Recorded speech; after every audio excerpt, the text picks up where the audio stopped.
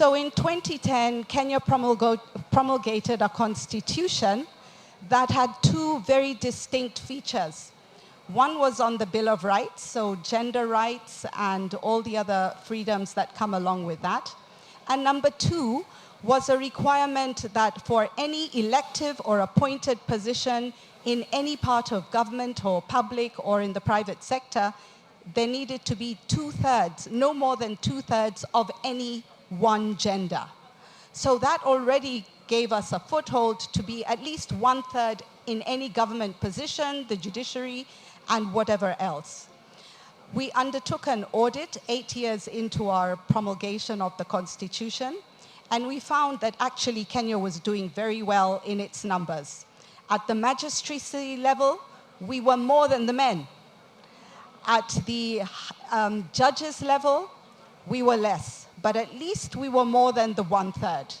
And this went up right up to the Supreme Court. But what we did discover is that we would retain the lesser number, that is number one, and number two, we were not going to ascend as quickly as we wanted to, so that we were not going to get to the decision-making levels as fast as we would have wanted. And what does that leave? That leaves our Chief Justice at a very high level and a big gap, which then had more men and then, the majority of us women at the lower level.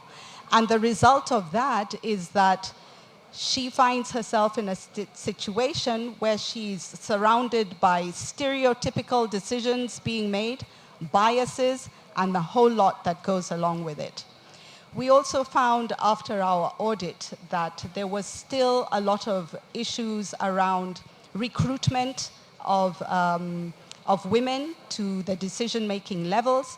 We found that there was a lot of challenges around pigeonholing women into particular positions and not allowing them to grow into positions where they would be able to say a lot more about what would be more beneficial for women and take them to the higher levels.